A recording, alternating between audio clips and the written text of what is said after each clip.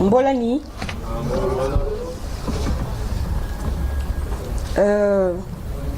Je remercie déjà Radio Nour, Radio TV Nour, de cette invitation à propos de la journée internationale, je crois, en différé de la langue maternelle.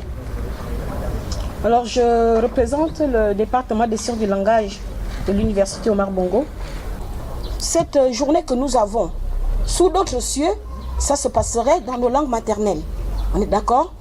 Par exemple, on aurait eu dans d'autres cieux, ce séminaire ou ce symposium, ce serait tenu en Kiswahili, en Lingala, en Hausa, en Kikongo, etc.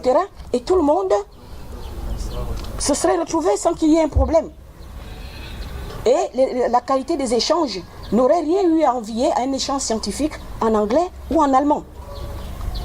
Dans sa définition, la langue est définie comme un instrument de communication, un système de signes vocaux spécifiques aux membres d'une même communauté. Ça veut dire que tous les Pounous partagent un même système de signes pour se comprendre. Tous les Nzébik partagent un même système de signes pour se comprendre. De par cette définition, on voit clairement que la langue se présente comme un système social qui ne pourrait être source de division. Elle est le moyen par excellence de l'expression de l'histoire de tout peuple. On dit généralement à ce propos que le premier instrument du génie d'un peuple, c'est sa langue. Donc elle permet, la langue, dans toutes les sociétés du monde, de formaliser tous les domaines de la vie, philosophie, cosmogonie, croyance, développement socio-économique, culture et j'en passe. Il n'y a pas une langue où on va dire je ne peux pas rendre des notions économiques, je ne peux pas rendre des notions philosophiques. Toute langue sait porter son propre système et sa propre cosmogonie.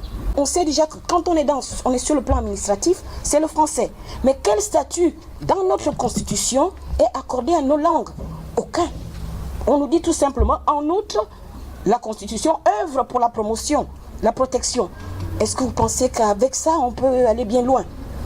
Donc, le statut minimaliste, tout ce qu'on vit aujourd'hui dans notre pays par rapport à nos langues maternelles, vient déjà de ça. Parce que tout le monde sait que c'est l'État qui oriente la direction qu'elle veut donner à sa nation.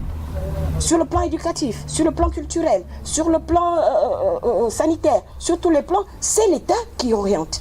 Si déjà sur ce plan-là, nous avons un vide, il est clair que nous naviguons sereinement dans tout ce que nous sommes en train de faire, c'est-à-dire dans rien par rapport aux langues nationales. S'il n'y a pas un observatoire national des langues, l'éducation nationale, c'est le ministère de la Culture. J'aurais voulu pointer du doigt, je ne sais pas s'ils sont là. Le ministère de la Culture devrait prendre un pan du développement des langues. Le ministère de la Culture. Et c'est ce qui sort de ce ministère de la Culture qui va aller du côté de l'éducation nationale. En gros, j'ai donné quelques pistes. Ces pistes-là pourront être débattues. On va vous les redonner.